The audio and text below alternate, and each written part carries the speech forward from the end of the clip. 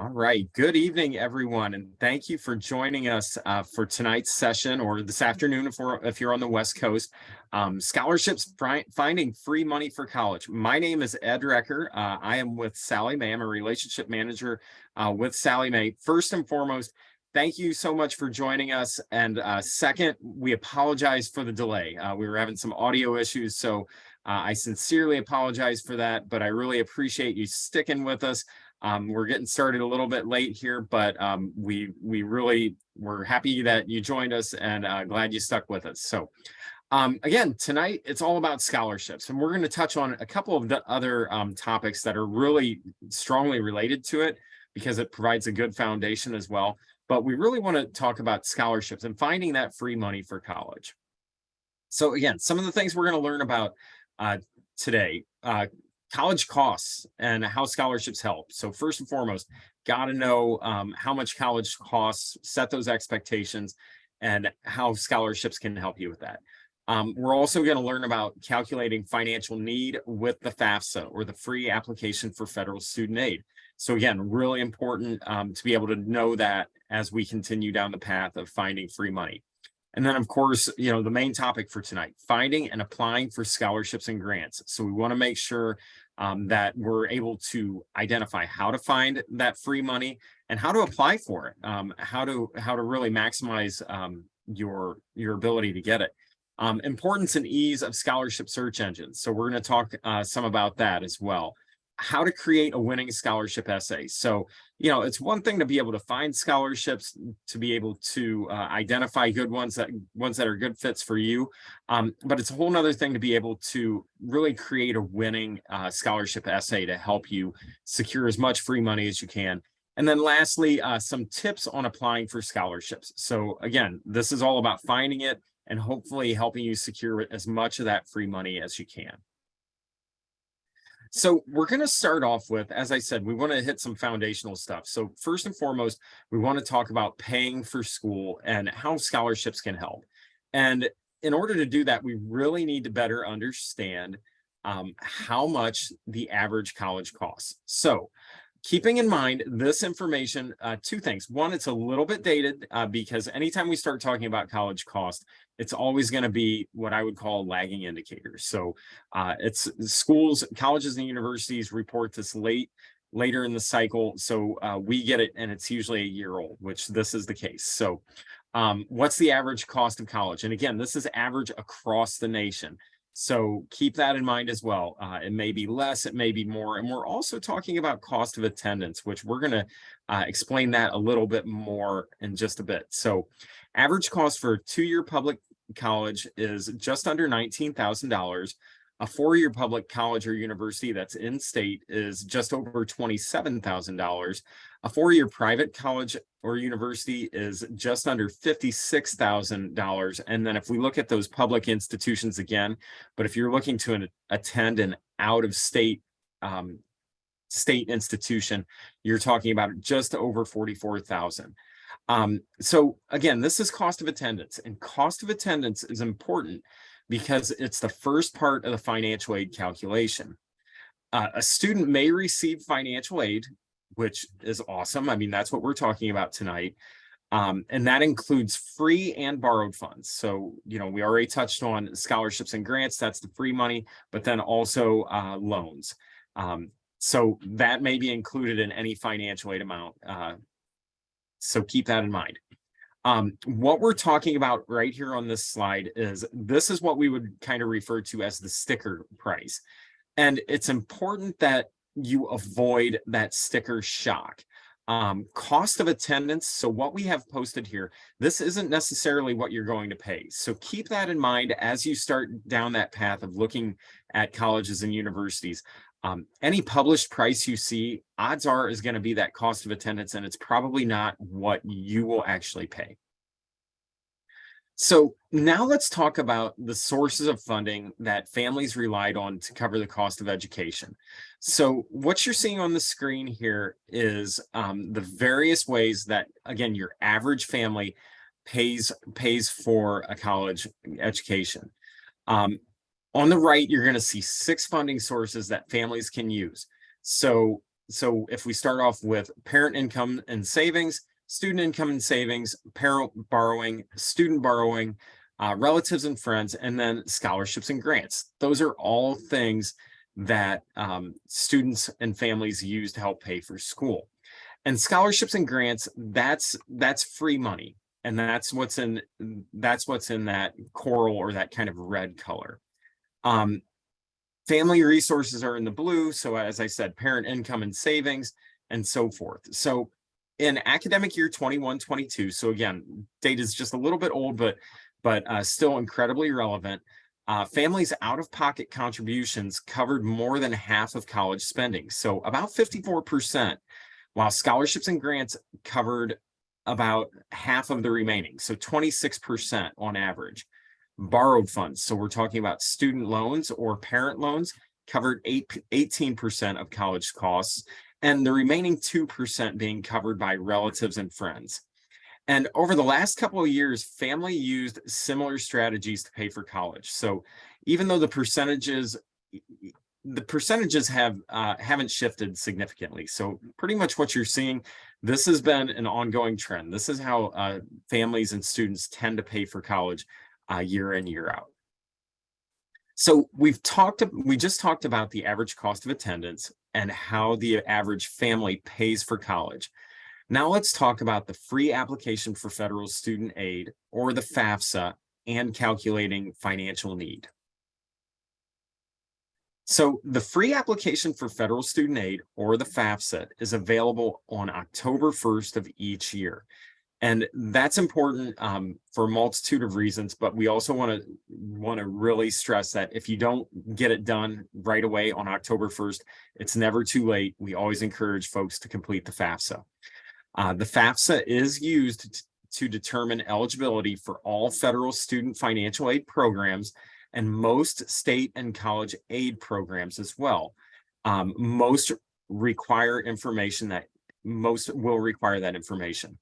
The FAFSA does require information that comes from your tax return. So you as the student, but also parents, your tax returns as well.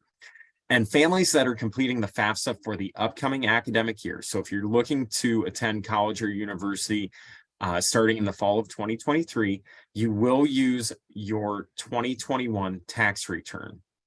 So I know I had mentioned about applying early, and that's always a good idea because some financial aid is awarded on a first come, first served basis. So again, apply as soon as you can, if you can. And also, some states do give state-based financial aid. So it's important that you make sure that you know what that state financial aid deadline is, and hopefully hitting that.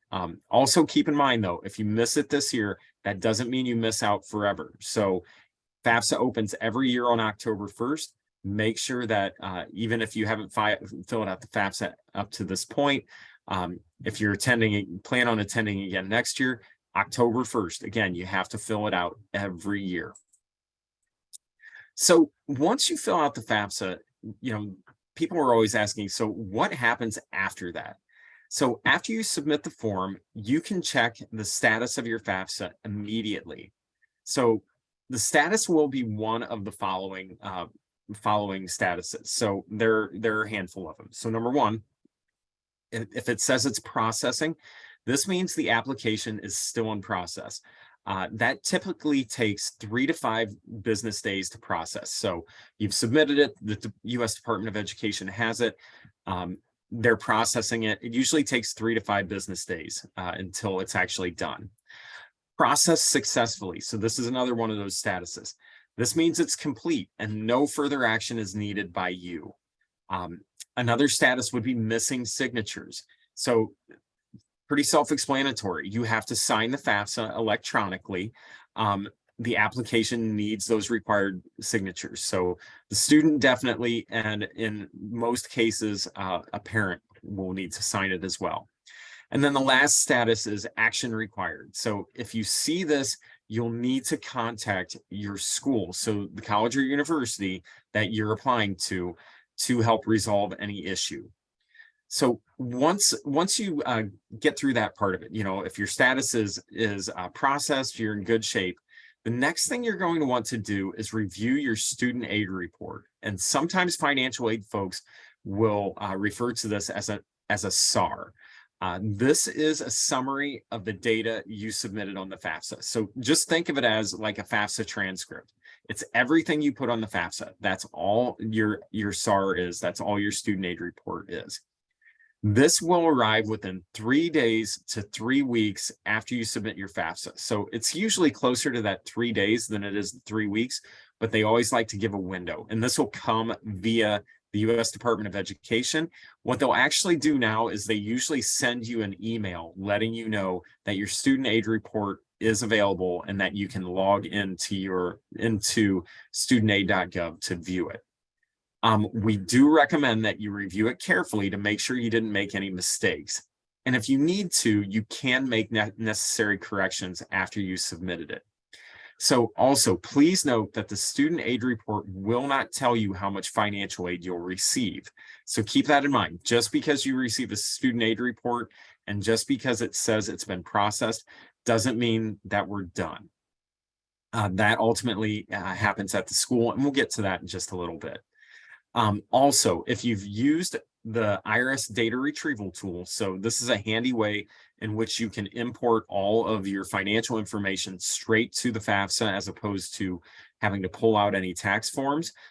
It will not show the details of your income and tax information on the student aid report. It'll just show that it was automatically transferred. So keep that in mind as well. So once that happens, college is listed on your FAFSA, so you can list up to 10 on the FAFSA, will receive that student aid report indicating the expected family contribution, or EFC. And we're going to talk a little bit more about the EFC in just a bit.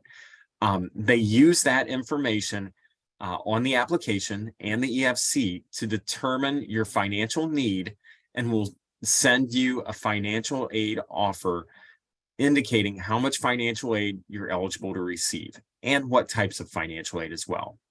So we're going to review how they determine your financial need. So again, once schools receive your FAFSA information, they determine financial need using the formula on this slide. So if you're attending school at least half-time, so that's going to vary from school to school, but generally speaking, what half-time means is 6 credit hours, 2 classes. Most students will attend full-time, especially if you're what they would call a traditional student. You're coming straight out of high school. You're probably going to attend full-time. But just so you know, you need to, in order to receive most aid, you have to attend at least half-time. And the cost of attendance, or the COA, sometimes it's referenced as COA, is the estimate of tuition and fees, housing and meal plan, books, supplies, transportation, loan fees, and miscellaneous expenses. So that's cost of attendance. That's all of those things. Schools have to come up with a reasonable estimate in order to come up with that cost of attendance based on all of those elements I just listed.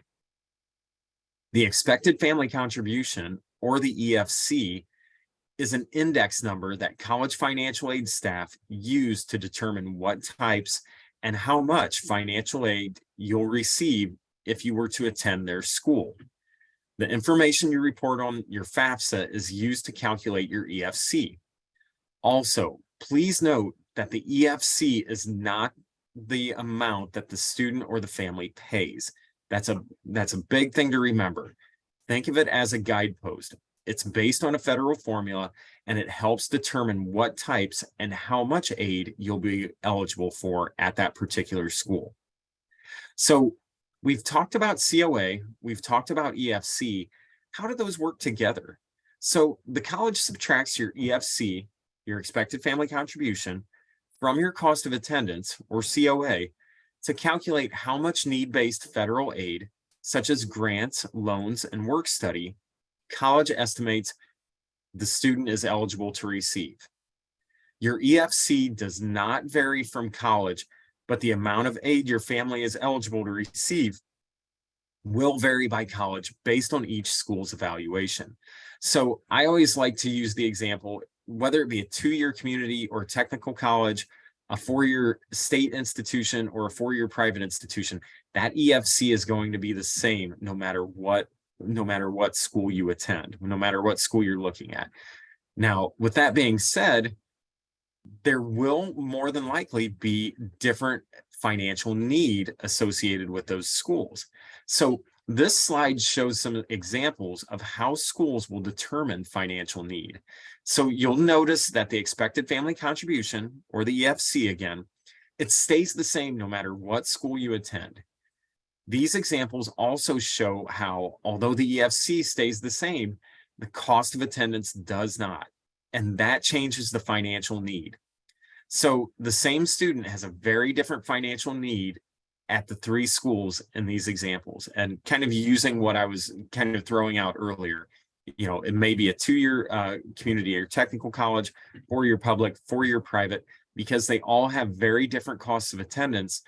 Even though that EFC stays the same, it's going to reflect a very different financial need at each one of those 3 schools. So now that we've laid that foundation, we're really going to get into kind of the meat and potatoes of this session, which is talking about finding that free money, scholarships and grants. We want to find as much free money as we can for college. So I think I've mentioned gift aid, which is really synonymous with grants or scholarships. And the reason we call it gift aid is that it's free money that doesn't need to be paid back. So best kind of money, it's free money that you don't have to pay back. No strings attached other than you attend and hopefully get good grades. Grants, again, they don't require repayment, are typically awarded annually based on the information provided by the FAFSA. They are offered by numerous sources, such as federal and state governments, colleges, and independent organizations. Although numerous grants are state and school specific, there are 2 major federal grants that I'd like to touch on: the Federal Pell Grant and the Federal Supplemental Educational Opportunity Grant, sometimes referred to as SEOG or FSEOG. The Federal Pell Grant is a need-based grant with awards up to just under $7,000, so $6,895 for the 22-23 academic year. And they're awarded to whomever qualifies. Now, FSEOG or SEOG, these are awarded to students with exceptional financial need. So you have to be eligible for a federal Pell Grant to be eligible for SEOG. And these awards can range anywhere from $100 up to $4,000. And these are awarded on a first come, first served basis. So again, earlier in the presentation, I talked about how important it was to file that FAFSA early. This is one of the big reasons why. SEOG has limited funding. So the sooner you fill out your FAFSA, if you're eligible, the better your chances are of getting some of those SEOG funds. So it's always important, fill it out early as you can. But again, if you haven't filled it out yet, that's okay, because not all funds are first come, first served. So let's talk a little bit more about scholarships. So I had mentioned how scholarships can play an important part in paying for college. And we mentioned on that earlier slide that 26% of college costs on average were covered by scholarships and grants this past year. So that's a big amount of money. That's a quarter of what it takes to attend college or university. So this is how they break out by resource. So 62% of scholarship recipients got scholarship money from the college themselves. And the average amount was just over $6,300. 38% received scholarships from local or state governments with an average amount of just over $2,300, so $2,362. And 37% of recipients received scholarships from a community or private donor with an average amount of just under $2,200 at $2,189. So, my big takeaway from this screen is that, wow, there's a lot of scholarship money out there. And it's coming from various sources, anywhere from the school, from the government, to, community organizations. there's a lot out there. There's a lot to get excited about, and there's a lot of money to find. So let's talk about how we find it. So again, and I can't say this enough. Scholarships are financial aid that doesn't have to be repaid. It's free money. So this is where we really want to focus our attention on. We want to get as much of that free money as we can. A scholarship might cover the entire cost of your tuition, or it might just be a one-time award for a few $100s. Either way, it's worth applying for because it'll help reduce the cost of your education. So that's really important. And I know oftentimes folks will kind of minimize, oh, the scholarship's only $500. That's $500 that's helping you pay for college. That's $500 you might not have to take a loan out for. And if someone offered me $500, I would definitely take it. So keep that in mind as well. So oftentimes people are wondering when they should apply for scholarships. So each scholarship has its own unique requirements that indicate who qualifies and how to apply. It also depends on the scholarship deadline dates. Some deadlines are as early as a year before college starts. So if you're in high school right now, which the majority of you are, you should be researching and applying for scholarships. Even right now, if you're a junior, you should honestly start looking right now, and you can probably start applying as early as the summer between your junior and senior year. But if you've missed that window, don't give up. Look at scholarship information to see which ones you can still apply for right now. And again, scholarships, this isn't a one and done thing.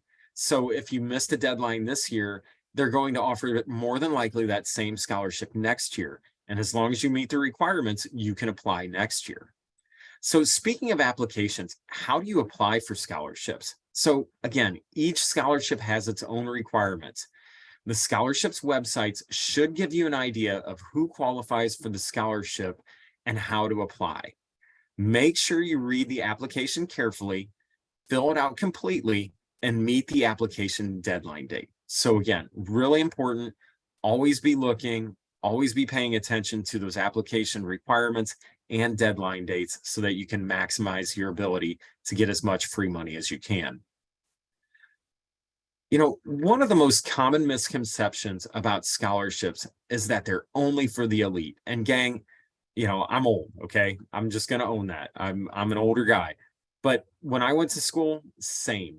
I didn't think I had a chance at a scholarship. I didn't even look. And shame on me, I wish I had, because the fact is that you don't need to be the first in your class or an all-star athlete to get free money for college. Scholarships can be need-based, they can be merit-based, they can be based on hobbies, field of study, ethnicity, religion, and more. I mean, there are scholarships out there for all sorts of things, from being a left-handed to being a budding candy maker, to hobbies. If you're into Lego, if you're into sports cards, there are scholarships out there for you. So we encourage folks, look, because they're out there. We had talked about the federal and state governments, and they do award some scholarships, but the majority of scholarship funds are awarded by colleges in which the students enroll, as well as those private organizations. So again, it's always best to keep your eyes and ears open when looking for these scholarships. So again, these scholarships, they're offered by schools, employers, individuals, private companies, nonprofit organizations, communities, religious groups, and professional and social organizations. We always encourage you to ask family members and friends if their employer or any organizations they're involved in offer scholarships programs. You'd be surprised at how many are out there. And if you're employed, ask your employer if they offer a scholarship program. So for our high school students, a great resource for your local or community-based scholarships is your high school counselor. Most counseling offices have, and they publish, a list of scholarships available to graduates of their high school, residents in their local community, state, and more. So leverage those high school counselors. Also, Ask the admissions and financial aid office at the colleges that you're interested in attending for a list of scholarships you may qualify for. Be sure you understand the deadline dates to submit applications and the application process to ensure you don't miss out. So some examples of some of the larger national scholarships include the Dr. Pepper scholarships. If you're a college football fan like I am, I'm sure you see everybody trying to win those scholarships during those bowl games. Coca-Cola scholarships, Walmart scholarships, Burger King, Ronald McDonald House Charities, Target. Those are some big national scholarships that are out there for anyone to apply to. Some examples of private organizations that offer scholarships include the Optimist Club, Rotary, Kiwanis clubs, college and university local alumni clubs, and the list goes on. So there may be many scholarships available. You just need to do your research and find them. And this is where scholarship search engines can really help, because oftentimes folks might be thinking there has to be an easier way to search for scholarships, because I just listed a whole lot of ways to find scholarships, a whole lot of places where they might be. Gosh, Ed, there's got to be an easier way for us to find it. And there is, and that's scholarship search engines. So scholarship search engines house an aggregate list of scholarships and allow users to be matched to scholarships based on a personal profile that you create. Once you create your profile, as new scholarships are added to the database, you'll be notified of the new scholarship opportunities that match your profile. So the key is to keep your profile up to date. So again, add as much pertinent information as you can, things like hobbies, test scores, GPA, clubs, organizations, community service, and volunteer activities. And this is not just your junior or senior year in high school either. So keep your profile updated when you get to college with your GPA there, activities and organizations you're involved in, especially if you change your major. I mean, gang, I'm telling you, the scholarships don't stop after your senior year of high school. Keep at it, and oftentimes there are more scholarship opportunities available to you once you get to that college or university. And again, there are a variety of search engines, with the most popular being listed on here. So we have the NSHSS scholarship search, and that's powered by Sallie Mae. There's over 3.5 million scholarships in that database, worth over 18 billion. We've got a QR code on the screen. If you want to pull out your phone and scan that, that'll bring you straight to the page for you to create a profile. FastWeb is another good one. It houses 1.5 million scholarships, worth about 3.4 billion. And then lastly, Big Future. So there are scholarships from more than 2,200 programs, totaling nearly 6 billion. And we've got the websites or the URLs for FastWeb and Big Future there as well. Some things to keep in mind, and this is why we really advocate for scholarship search engines. Remember that scholarship applications shouldn't cost you a fee. And the reason that we recommend search engines is because they vet these scholarships and they're all legitimate. They're all good. They won't charge any fee. And lastly, we recommend that you create, if you use one of these search engines, and specifically if you use FastWeb, we recommend that you create a separate email account, as they do sell your contact information, and you will receive a lot of emails. So if you don't mind, getting email solicitations, no worries. But we always encourage you to set up a separate email account. Another reason for a separate email account is if you try to use, or if you do use your high school account, oftentimes those will disappear. They'll go away after you graduate high school. So it's always best to have like a Gmail account or something of that nature. So again, just some helpful tips there. So we just showed you 3 of the more prominent scholarship search engines. And here's some reasons you should consider utilizing any one of those search engines. First, the tool should be free, and we covered that. Never pay for scholarship applications or to have someone help you find scholarships. Validating scholarships ensures current and up-to-date opportunities, so always a good thing. Search engines have calendar features to help you know what deadline dates are first and get your application plan and timeline in place. Filtering is important too, as it will help you to not miss deadlines or to apply for larger award amount scholarships first. Ratings are provided by previous applicants and recipients, much like product reviews when shopping online. So take advantage of those from those who have gone through this before you. You can set up an email alert for new scholarship matches, and saving and updating your profile is always key. We talked about that already. And you use your mobile device for everything else. I mean, I know I do. So why not use it to find scholarships? It's easy and accessible and always on hand.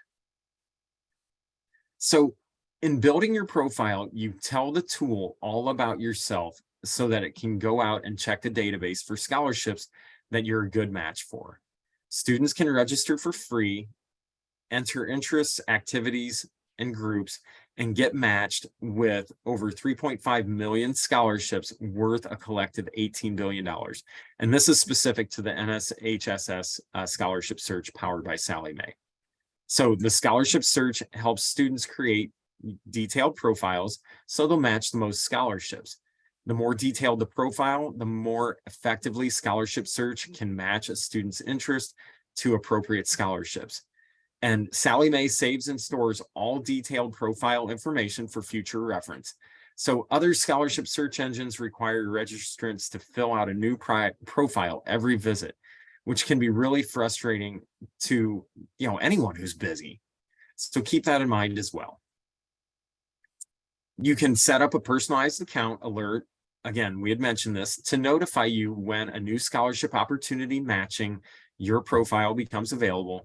And you can also easily share scholarships with friends over social media. So we've talked through what scholarships are and how to find them. Now let's talk about creating a winning scholarship essay. So leave yourself plenty of time to produce a well thought out entry. Take the time to brainstorm your ideas, create an outline, and edit your entry as you would for any essay writing assignment for your English class. Think before you write. So brainstorm to generate some good ideas and then create an outline to help you get going. Each scholarship provider is looking for students who meet certain criteria. Consider writing about an experience or interest that highlights your strong ties to the organization's mission. Genuine passion and enthusiasm for your topic will show through in your essay writing. Make sure you follow all of the necessary steps and review them before submitting your scholarship essay. Trust us, some of the brightest students have missed out on the chance to earn scholarship dollars, all because they neglected to follow instructions. You don't want to fall in that category. Scholarship committees would rather see how you overcame hardships and succeeded despite the obstacles in your path, or what you learned from the times when you failed, also equally viable. Share something about who you are. This is your chance to elaborate on elsewhere on your application. You wouldn't have had the opportunity to do so. Telling your story makes an essay genuine and ultimately more memorable to the scholarship committee. And asking teachers, counselors, family members, or trustworthy friends for feedback on your essay will result in a better final product. Trust me on this one, gang. I always have, even at my age and my position, I always have folks read over anything that I submit because it's really important to have that second set of eyes. And scholarship committees do notice grammar and spelling mistakes. Even tiny errors can distract a reader from your overall message. So before you submit your application, make sure you take the time to proofread your essay from beginning to end. And if you're tired, take a break, but don't throw in the towel. Gang, we realize that this can be a long process, and that's understandable, but don't give up. Always continue down that path, and it will pay off in the long run. So we've talked about the essay and what really makes a good essay. Again, one that shows your background, experiences, ambitions, and personality. It's your opportunity to make a strong and lasting impression, and these tips can help. Creating a lasting impression with your personal essay. Be personable and talk about the why and the how. Don't just say what you did. Talk about what you learned, how it helped others, and the experience. So try to be original and genuine. So choose a topic that you truly enjoy or are passionate about. Those are all good things to write about. And lastly, we're going to discuss tips on applying for scholarships. So first and foremost, get organized. Know your topic, information you want to share, know the deadline dates, and start early. Be honest about your situation and need. It's always important to be honest. Make sure you know the requirements, not only to apply, but also if they have any renewal requirements. So if you can get it again, that's awesome. You're going to want to do that. You might need recommendations. So ask any teachers, counselors, close friends, employers, or really anyone who will project you in a positive light. That will take time to write you a strong recommendation letter. Super important, gang. And then creating a lasting impression so you stand out to the review committee. So all of these things, very, very important. So what happens, I'm sorry, just remember to make sure that you apply, you're aware of all the deadline dates and apply early. List your most important accomplishments applicable to the scholarship first. Odds are there are going to be a lot of applicants, so it's important for you to get your point across quickly and hit those high points early on. Don't forget to include your honors and awards you worked so hard to receive. It's important that they see that. And again, don't forget about the smaller dollar amount scholarships. They can really add up quickly. And start applying as early as your junior year in high school. So do research, see if you can start applying early, and if you can, do so. So once you win a scholarship, here's some things you really need to understand. So first and foremost, how will you get the money? It depends on the scholarship. The money might be sent directly to your college, where it'll be applied to any tuition, fees, or other amounts you owe. Or it might be sent directly to you in a check. The provider should tell you what to expect when it informs you that you've been awarded the scholarship. If not, make sure to ask. So how would the scholarship affect your other aid? All of your other student aid added together cannot be more than your cost of attendance. So you'll need to let your school know if you've been awarded a scholarship, so the financial aid office can subtract the amount from our cost of attendance. Make sure you ask the schools you're interested in attending how they'll adjust your financial aid. Some will reduce loans or other types of aid if you receive a scholarship. If your scholarship is renewable, make sure you understand the requirements. So is it a grade point average, enrollment status? Is it tied to a degree or major? Do you have to reapply, or is it automatically renewed? Those types of things. So make sure you ask those questions and you understand that moving forward.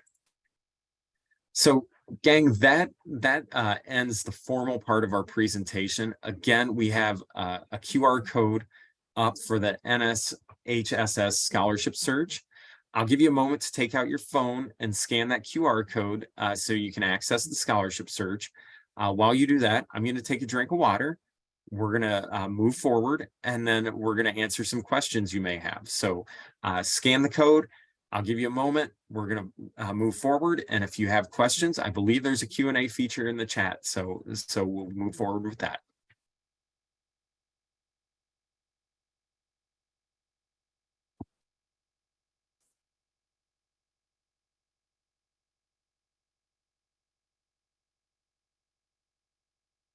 Right. So I'm going to pull the Q&A over here. All right. Looks like we've got some questions out here, and I'm happy to answer them. So first, is it too early for sophomores in high school to apply? So the answer is probably not, quite frankly. you really just need to look at the scholarship to see if they have any requirements, if you have to be a certain age, but a lot of them don't. So this is where the early bird definitely catches the worm. I would just check it out, start looking already. And if nothing else, even if there are scholarships that say you do have to be a junior, you do have to be a senior, that's okay. That's okay, because if nothing else, you're building a book of scholarships that you want to apply to later down the road. Another question: what combined income would make a family ineligible for federal, state, and college aid? I'm trying to decide if it's even worth submitting the FAFSA. So that is a great question, and you've actually hit on a really common misconception. And we kind of covered it a little bit when we start talking about cost of attendance. So we always strongly encourage folks, regardless of their family income, to complete the FAFSA. Big reason being is, even though you feel like your income might disqualify you from some types of aid, odds are it's not going to disqualify you from all types of aid. And also, we talked about cost of attendance. Cost of attendance is going to be very different at these different schools.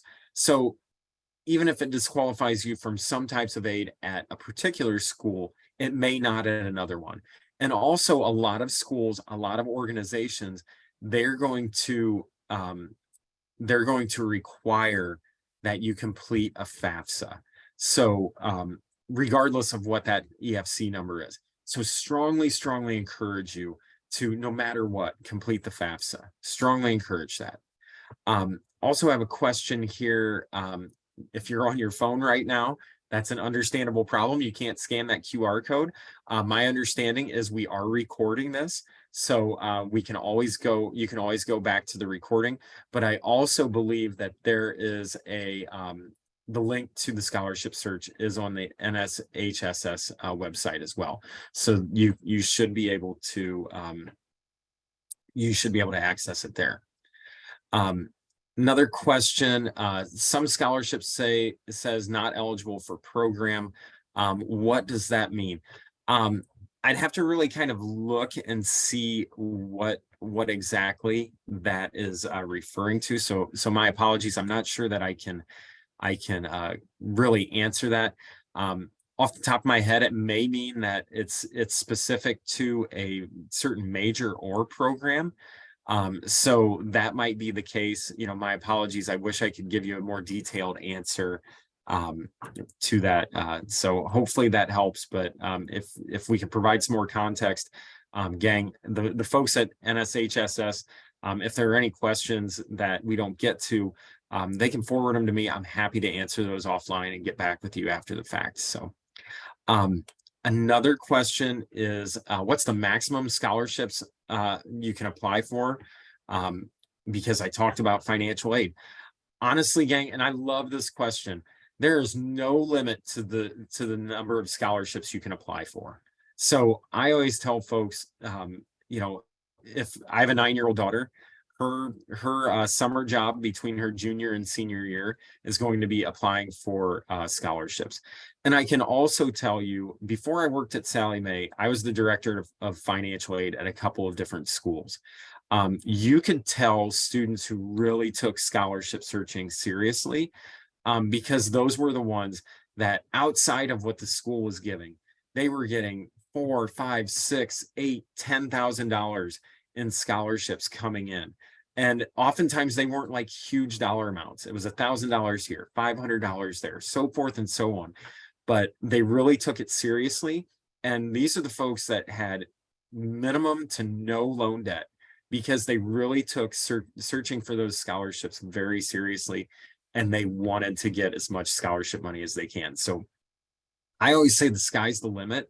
If the worst thing that happens is that you get so much that they actually have to send some back, gang, that's a heck of a problem to have. I wish I had that problem when I was in school. So I love that question. Thank you so much. Another good question: are scholarships considered as taxable income? So I have to say this, we are not tax experts. With that being said, per federal regulations, scholarships are taxable above and beyond what I believe its tuition and fees are at that school. So obviously that's going to be a moving target depending on what school it is. Tuition and fees could be, $40,000. It could be $4,000. So that's something that number one, check to see how much tuition and fees are. But number two, you'll also want to just talk with a tax professional on that, just to make sure that that is indeed the case. Because again, I can't say this enough. We're not tax professionals, but that tends to be the rule of thumb. Another question: would you recommend applying to scholarships as a junior or a senior? I think you just apply. Check to see when those deadlines are and who is allowed to apply. If it doesn't give an age range, gang, start applying. I can't stress that enough. You don't want to leave any free money on the table. So that would be my recommendation. One question: is there a scholarship that ensures you to win? So gang, I wish I could say yes, there absolutely is. But the reality of it is that the vast majority of scholarships are going to be competitive. I mean, there's always a chance that you're the only applicant, which would be amazing. But oftentimes that's not the case. So again, I just encourage folks to really put in the time. Follow those tips regarding the search, regarding crafting that good essay, and it'll pay off. I mean, personal experience, one of my neighbors, his son was going to college last year, and I helped him. I was their sounding board when it came to scholarship essays, and it was just really gratifying when I got those texts and those calls and the bump in around the neighborhood that, oh my gosh, Zach got another scholarship. Ed, thank you so much. So that hard work really does pay off. So keep that in mind. A question about the FAFSA. What if we want to apply to more than 10 colleges? So, or put more than 10 colleges on the FAFSA. So that's a really good question. So initially you can only put 10 on there. With that being said, what you can do is, we had talked about where, how the FAFSA is processed, and you're notified when it's processed. Once it's processed, for those first 10, you can actually go back into the FAFSA, pull school codes off, and then put new ones on. So that way, if you wanted to submit to more than 10, you could do that. The only kicker is if you have to go in and make updates or changes to the FAFSA, you have to remember, okay, who did I pull off, put them back on, so forth. So that's kind of that trade-off there. But you can technically do more than 10, and that's the way to do it.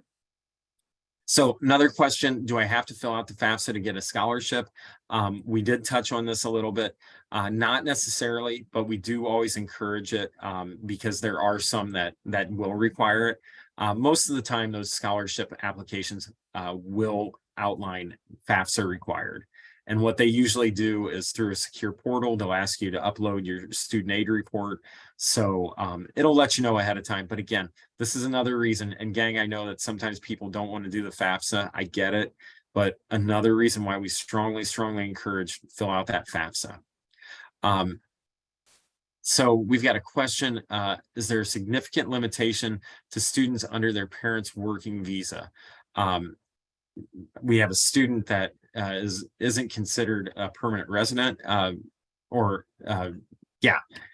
because they're not a permanent resident. So a lot of times, so really this at the core of this is, do I have to be a U.S. citizen to receive scholarships? And again, I think it's one of those that you would probably want to take a look at each individual scholarship to see once what their requirements are. But I can tell you that the NSHSS database, it's something along the lines of 76%. It's pretty close. Of those scholarships do not require you to be a U.S. citizen to be eligible. So again, scholarships are out there. These donors oftentimes, I laugh about it now, but they were just like you and me. I was a normal kid. Like, you don't even want to know what my high school GPA was. It was not that good. Um, but there are a lot of folks that go on to be very successful. They just, for some reason, it didn't click in high school. So they're going to craft, those donors are going to craft those requirements based on what's passionate for them. So I always encourage folks, keep looking, because that's a great example. Like 3 out of 4 don't require any type of residency requirement. So yeah. Another question kind of about the FAFSA. Do the schools require an additional financial aid form besides the FAFSA? So the answer is some of them do. And it depends from school to school. So some schools will require a form that's called the CSS profile. And, you know, this isn't super prevalent, but I believe there's about 200 to 250 schools in the nation that do require a supplemental form called the CSS profile.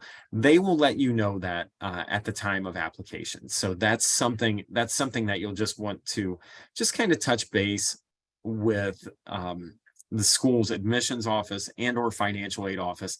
They will let you know if you need any supplemental forms or applications. That's when we talk about applying for aid. You know, some students will be selected for a process called verification. Again, the school will let you know. So quite frankly, it's one of those that just kind of let the school dictate that. You can ask, but generally speaking, they'll let you know if it's a CSS profile. If they don't require the profile or any other form, then you should be good unless the school reaches out to you. So great question. Another question, what if I have money left over from my scholarships? Do I get to keep it? So the short answer is maybe. So as long as you can keep it, I'm using air quotes, keep it, as long as it's up to your cost of attendance. Once it hits that cost of attendance number, that's when they'll cut you off. With that being said, cost of attendance is everything, gang. That is tuition, that's fees, that's your housing, that's your meal plan. That's even some what we would call indirect costs. So transportation to and from campus, miscellaneous expenses. Like schools actually do build in like the idea of, hey, I want to go get a pizza on Friday night, or I want to go to a movie with my friends. They build in expenses like that. So the short answer is yeah, up to a certain point. So yeah, that's a great question too. Another question, it seems that most scholarships seem to be need-based. What if your parents can afford out-of-state tuition?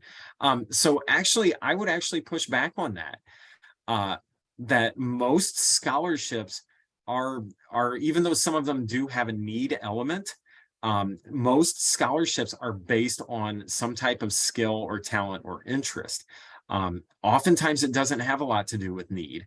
So I would say, you know what, I wouldn't, especially with scholarships, I wouldn't worry so much about need, about, oh, you know, I think my parents make too much money or something of that nature. I would not worry about that whatsoever. Oftentimes they are looking at you as the person. You know, we talked a lot about those essays. They're looking at your talents, your skills, your passion, what you've done, how you've improved yourself, your community, those types of things. So I would really focus on that. And I love it. At the end, you know, I work super hard and I have great grades. You know, we've done at Sallie Mae, we've done some admissions panels. And I love some of the answers we get from these school admissions officers. So I'm talking like some, you know, some really heavy hitting institutions, and they just want to hear your story. They want to know, even like through the pandemic, like how did you grow as a person? What did you do? Those types of things. So I think oftentimes folks get really fixated on, you know, I have to volunteer, I have to play a sport, I've got to do this, I've got to do that. Those things are nice, but it doesn't necessarily mean you're going to win anything. It's just about being the authentic you, showing those folks how you've grown, how you've matured, how you know, you've kind of found your passion, those types of things. So yeah, I mean, I think that's a great question, but try not to get fixated on checking the box, or oh my gosh, we make too much money. So someone asked, do I recommend loans? So I'm going to give a really general answer to this. Student loans are like any other tool. I will be the first one to admit I had student loans, and I would not have been able to go to college without student loans. With that being said, student loans are a tool that need to be used responsibly. So I know we read a lot about high student loan debt and things of that nature.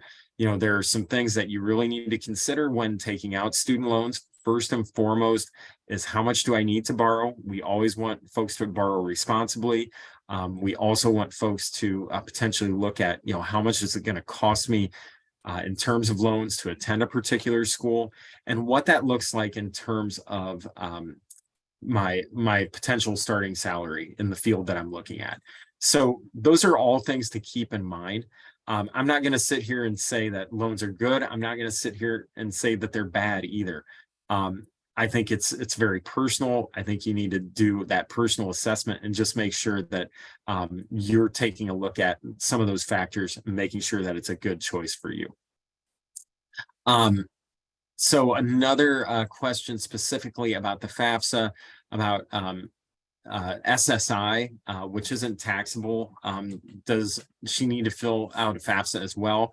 So again, we always recommend folks complete the FAFSA, and that is, it will specify on the FAFSA what types of taxable or untaxed income need to be included or excluded. So my apologies, off the top of my head, I can't answer that question, but what I can say is, as you're filling out the FAFSA, it will talk about untaxed income, and it'll say include this, exclude this. So my apologies. I wish I could give you a great answer like right off the top of my head, but I do know that the FAFSA does walk you through that as well.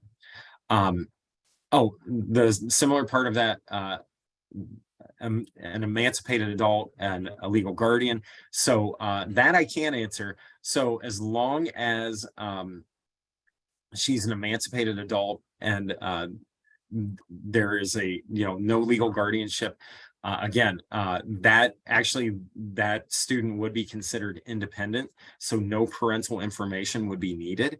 But again, I would just defer to that, going down the path of filling out the FAFSA, and it'll tell you regarding that SSI. Can I post the QR code again? Absolutely. Let me back that up here. There we go. Can I fill out the FAFSA before October? So the answer to that one is no. If you do, so the trick of it is the FAFSA is open essentially year round. Like if you go to studentaid.gov right now, you can fill out a FAFSA. The challenge is that it's going to pull for this upcoming academic year. So if you're a junior right now and you're not planning on attending college until fall of 2024, you can fill out that FAFSA, but I don't want to say you've wasted your time, but it's not going to be as fruitful. It's going to give you an idea of what your EFC is going to be. But gang, I'm kind of a bit of a spoiler alert, and I know we've talked about doing a FAFSA presentation in the fall. There are a lot of things changing with the FAFSA this fall. So I guess my answer is you can. It's probably not going to be very fruitful.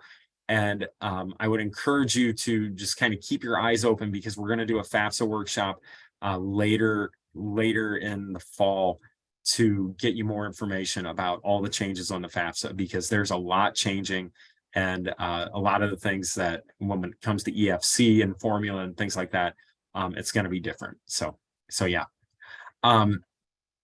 If a student decides to defer enrollment, can the scholarship be deferred as well?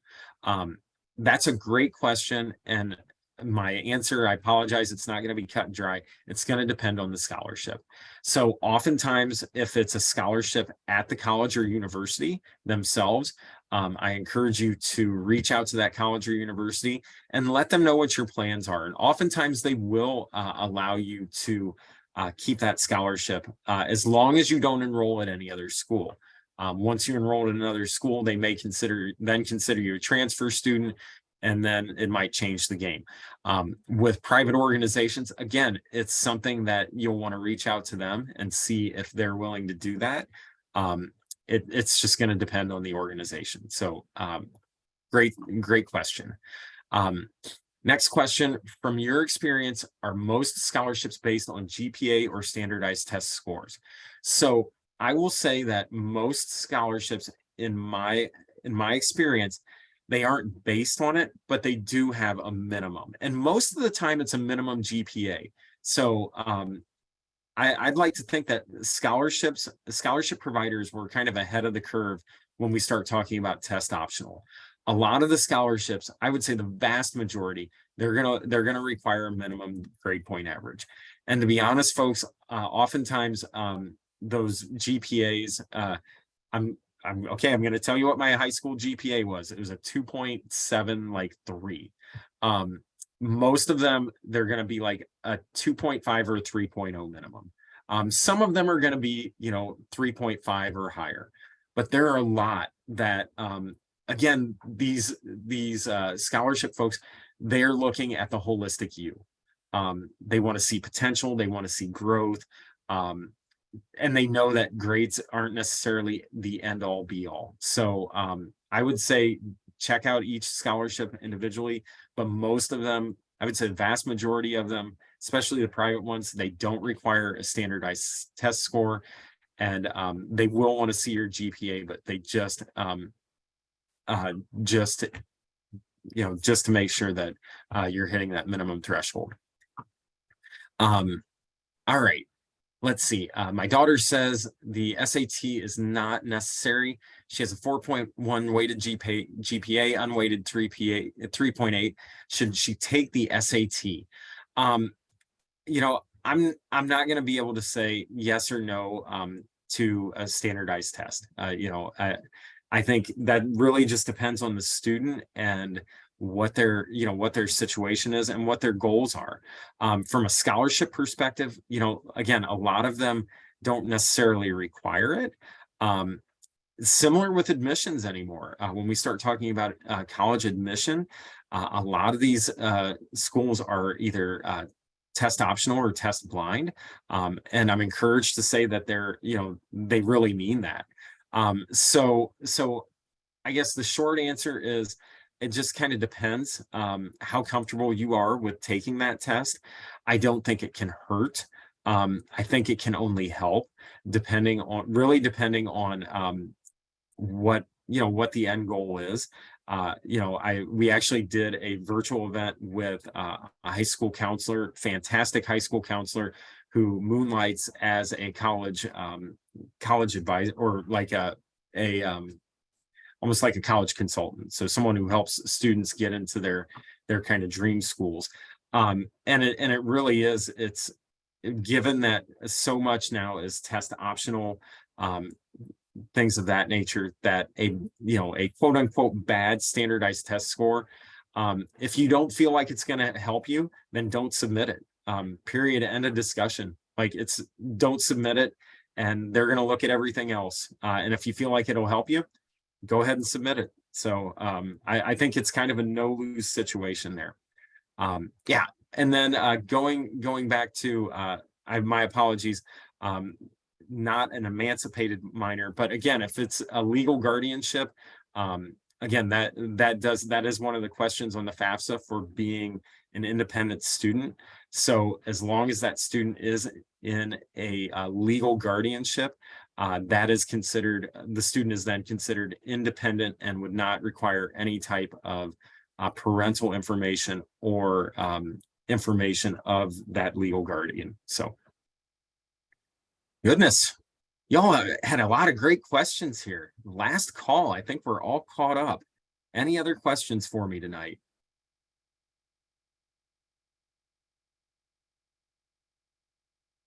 All right, hearing none. Gang, thank you so much. I hope that this has been helpful. I always enjoy doing it. So, I mean, I say this and I'm being genuine. Thank you so much for having me. If you have any other questions, if there's a way to get them to me, please feel free to email me. I'm happy to answer questions. This is my passion. I love doing this. I love helping folks find free money for college. I love helping folks find their path to whatever that post-secondary goal is. So, so thank you. Last question, one just popped in. Where do I go to look for scholarships? We've got the QR code up here for the scholarship search, but also I know we highlighted school counselors. School counselors are a great resource. Go there between school counselors, scholarship search, and just really inquiring at the schools that you're applying to. That's kind of the trifecta. You're hitting all three, and you're going to catch so many fish. It's fantastic. So, but again, you got to put in the time. My email address is I'm going to say it slowly: Edward, EDWARD .Recker, RECKER at Sallie, SALLIE, Mae, MAE.com.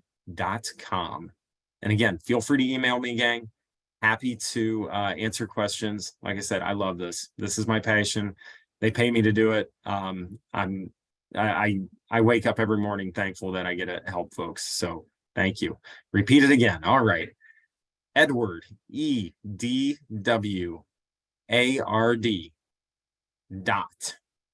.Recker, RECKER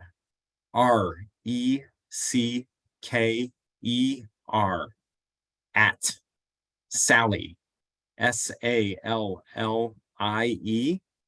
Mae, MAE.com.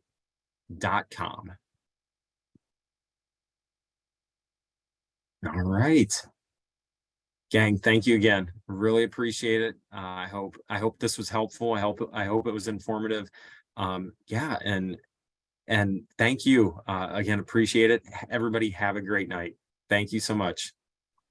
Thank you everyone for joining. You will be able to find the webinar recorded on our NSHSS YouTube account tomorrow. Have a good night.